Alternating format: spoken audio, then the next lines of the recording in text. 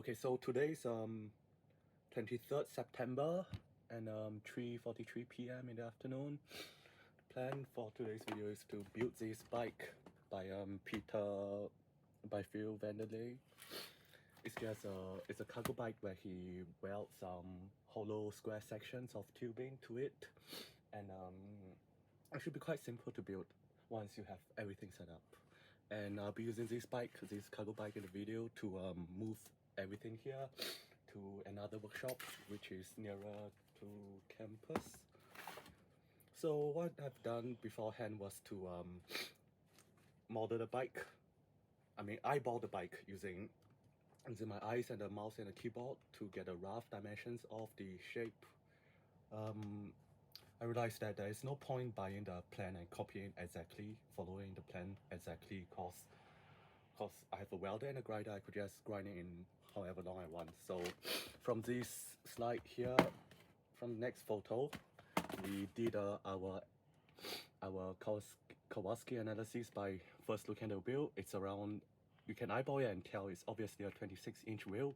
So the OD of the rim is 559 mm. You take that as your data, your reference dimension, and then you get a total length. And from there we can see it's around 1.6 meter from the crank to the bit over here, the last horizontal bit of tube over here, which we can easily weld up together. I have many hollow square sections up there somewhere which I will take down and grind and weld, but overall it should be a quite simple design. You just need one tube here, the second tube, and the third tube, and that's how you get a long wheelbase. And then whatever else you put on top of it, you just weld it as you see fit. So that's it for the intro. First I have to get all of the equipment ready. We need an angle grinder for cutting the meters and stuff. I have an electric bandsaw, which is good enough, but because some of the hollow square section I've got are already welded in a box shape, which might work or might not. I will try to minimize effort and minimize the amount of cuts I need to make, but I have to wire up the angle grinder first. I've got a lithium ion powered angle grinder somewhere. I think it's somewhere here. But the more important thing is it's too hot right now. It's 30 degrees Celsius in Clementi, 30.4 degrees Celsius, which is too hot to do any kind of physical work. So I'll try to set up, try to use this PVC ground sheet right here. It's a polyethylene sheet around about 10 microns thick, maybe 0.1, yep, around 10 or 20 microns thick. And I'll try to be making one of these transparent tents over there, so to enclose the aircon. Alright, so next part of the video will be a time lapse of the entire thing. Okay, so back to what I was talking about. There is an air conditioner up there, but it's above this plywood over here, so you have to find a way to channel the air through. So we'll probably use this PE film to partition this area. And the more important place is see those white racks over there and there. We want to separate the air from going to that side, so we'll be using a white sheet and form a partition that way across this entire wall. The white sheet is actually very wide, I think 6 by 3 meters wide or something. I'm not sure, I bought it like 3 years ago. And with that on and a square channel up here for the airflow to go through, we should be saving a lot of electricity and cool down this room a lot faster. So now for the time lapse.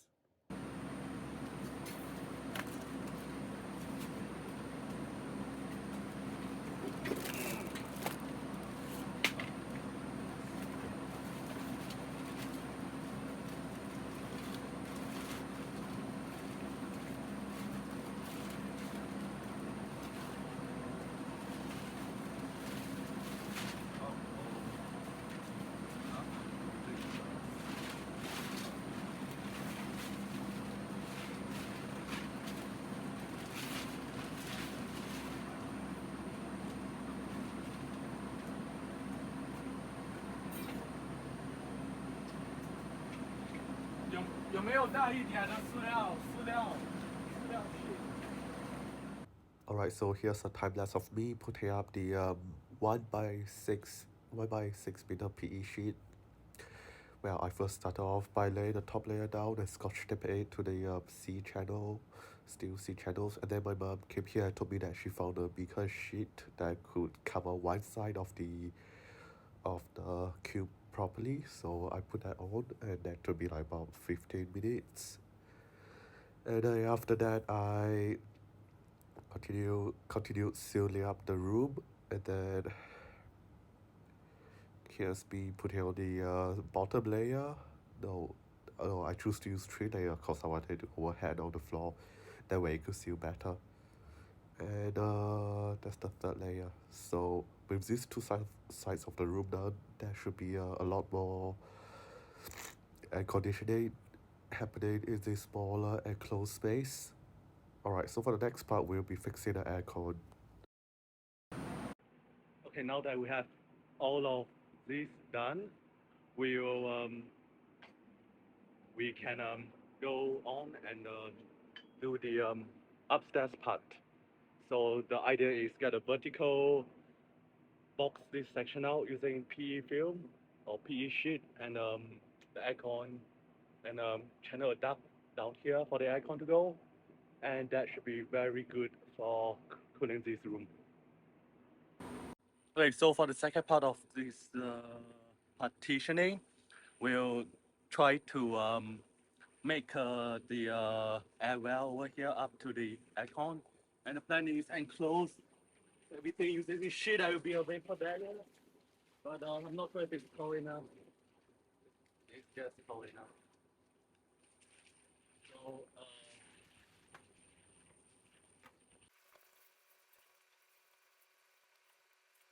oh, nice.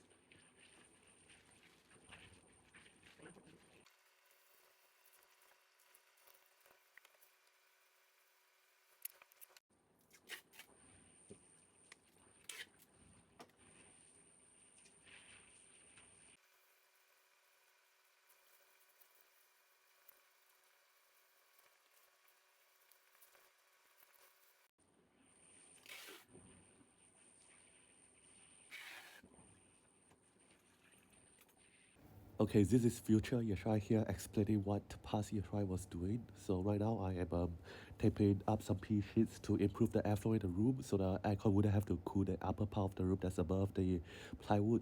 So over here you see I went down to get and climb up again to get this smaller air duct for the aircon part. This is for the fresh air out or the cold air out to be better downstairs. So I had to tape that up first before I could proceed on and closing the entire space. So it's actually a double layer of PE film. I thought you fix a lot of problems, but no, there's still a lot of condensation going on. So over here I've taped up the inner side. Now I'm just still need the outside up, and it went on quite well for this part. And for the last part over here, like say this void right here, I just gave up.